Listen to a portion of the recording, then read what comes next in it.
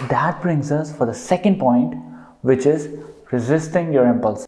Boom! What's going on, you lovely people? This is Mayank from Boss Batman, and what I want to talk about today is how to beat procrastination. So procrastination is something which is like demon. Like it plagues everyone. It like all depends on your self-control and so many things. There's so many things that you can beat procrastination with.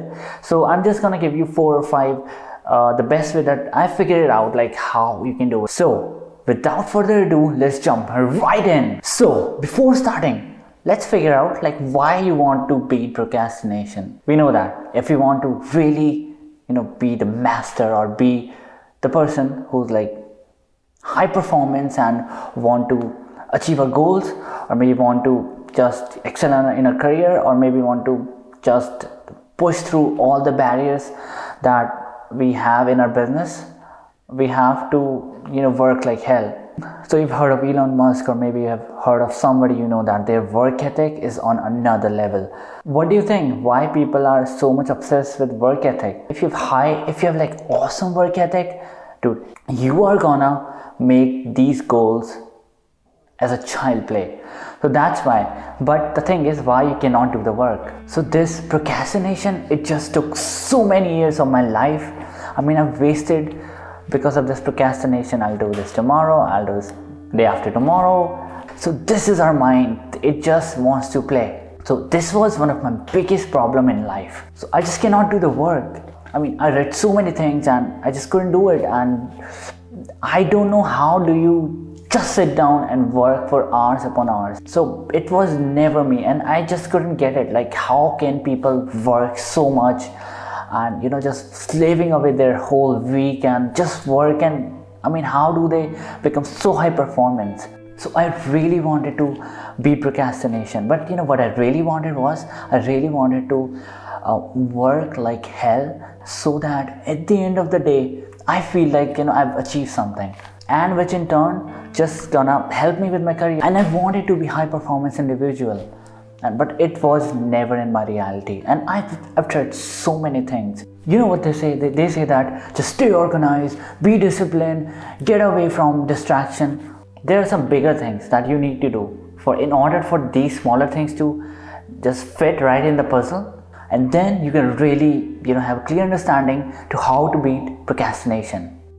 So anyway, I really I was doing some side hustle, and I was not able to be productive and not able to work actually. And I was not understanding that why am I not able to do the work.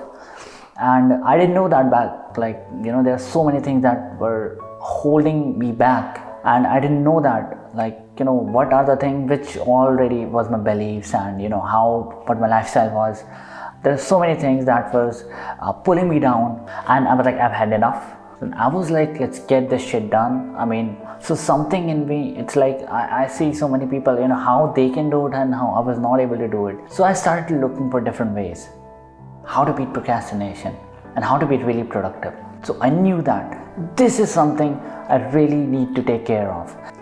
Dude, there are so many consequences if I don't get this shit done. I was just started to imagine that if I don't get it done, what about my dreams? And what if I want to start a business, in the future? I will not able to do it. I will not able to work like hell to actually create something. So I was like, my future was on the line in a way. I don't want to be dramatic, but that was how I treated it.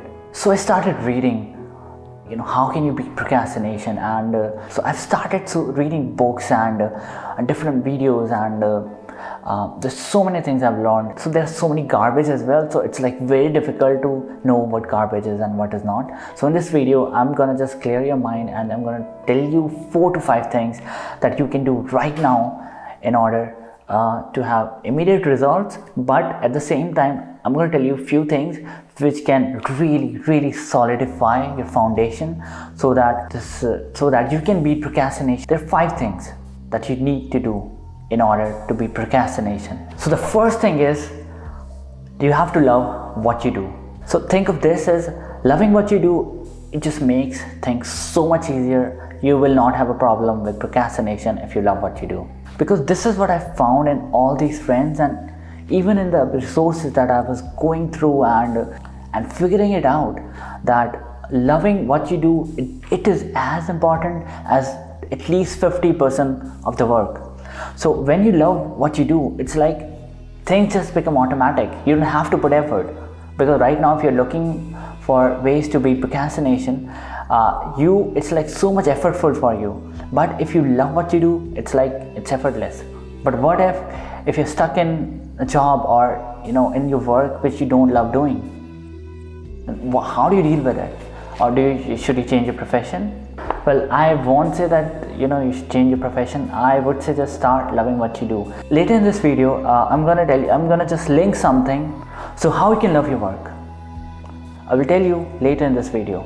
So that brings us for the second point, which is resisting your impulse. So whenever we try to work, it's like we always act on our impulses. So whenever, let's just say you want to write a code, or you want to write something, or you're working on your business, or let's just say you want to create something, right? But you can't do the work. A huge part of it is because we act on our impulses. So your mind tells you that just check on social media, or just eat something, or just take a break for 5 minutes. These things are your impulses that just that are the results of habits that you made. And so either you can change your habits, but a better way is just resist your impulses. But if you want to resist, if you want to learn, and if you want to train your mind to resist your impulses, you gotta have willpower. Because if you don't have willpower, it is going to be really tough. So you gotta learn to resist your impulses. And it doesn't start with only work, but it also starts with all the other things that you are doing in your life, including waking up, going to the gym, or eating something. So resisting impulses is one of the biggest factors if you want to learn right now to beat procrastination. So this brings us to a third step, which is associating, relating, or linking, whatever you want to call it. Let's just say relating pain to the things that you do when you procrastinate, which is like checking social media, eating, going to party, or whatever things you do. Just link these things with pain, or relate these things with pain in your mind, and associate feel good or pleasure with your work. So what do I mean by it? What do I mean by linking pain to these two things that you do when you procrastinate, and linking or relating pleasure to your work? So there are two driving factors of our behavior, which is pain and pleasure. So whenever we do something or don't do something, our behavior, it's because we have linked that particular action with either pain or pleasure. So if you're not able to do work, it's because you have linked massive pain to working, pleasure to social media, drinking, maybe partying, or maybe the things that you do when you procrastinate. So it's a major key. And if you are able to do this, this is where you can teach your mind to learn to love your work. So this first step and this third step, they're kind of relate to each other. So that's how you do it. In my later videos, I'm gonna upload, I'm gonna go a lot deeper in pain and pleasure. But right now you have to understand this. Just link in your mind pain to the things that you do when you procrastinate, social media, whatever it is, then pleasure to your working. Do it enough times, your brain is automatically gonna learn to work, and you're gonna forget procrastination. Which brings us to our fourth tip, which is standards. Another part of procrastination is you have low standards. So standards are something which you have labeled in your mind that I will not go below that behavior. So what do I mean by it? So let's just say you're somebody who's like totally controlled when it's come to dieting, and your friends always ask you, dude, how you're able to control, like do not eat bad food, and have control over your eating habits. How you're able to do it? That a major part of it is because your standards are too high. That your standards are, I'm not gonna put shit in your body no matter what. So your standard is either eating healthy or it's like nothing. So you're not gonna go below it. So if you go below it, you have linked so much pain to that behavior. So are you kind of understanding it, like how all these things are interrelated? You have some standards for each and every behavior. So standards are, you cannot go below up to a certain point.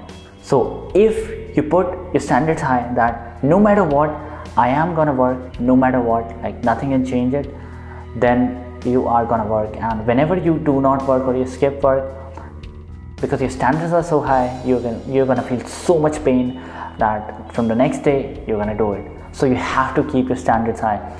But the question is, well, how do you do it?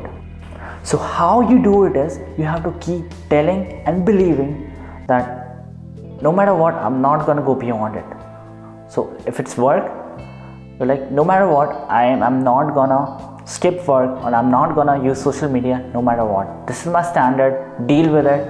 I'm not gonna take it, and I'm not even gonna listen to my voice in my head, or I'm not gonna listen to my impulses. It's just like, no, this is what I've said, I cannot go beyond it. This is an example of having really good standards. So are you trying to understand what I'm trying to say? So standards are very important. Then which brings us to our fifth and last tip, which is momentum. So when you see people, they're like really high performance and they're not procrastinating, a lot of it has to do with the momentum that they have gained throughout the day and throughout the week and throughout the month. So momentum is so much important. And by the way, momentum is not something which is like a one-way fix or two-way fix. It's like you have to do, it always starts with smaller, simpler things. So momentum starts with smaller things. It can be as small as brushing your teeth first thing in the morning. Then instead of social media, you meditate, or maybe you do something which is really gonna push you forward and build your momentum from there. And then you can take that momentum into your work. And then this positive feedback loop, it is just gonna go up and up and up, and your momentum is gonna grow. And from there, it's a matter of doing it consistently. So I hope this video helped you, because I've laid out so many things which you can do and apply in your life. And if you like the content, please like this video. I want you to subscribe this channel, and I want you to comment something which you're really struggling with, so that we can help each other out and make this world a better place.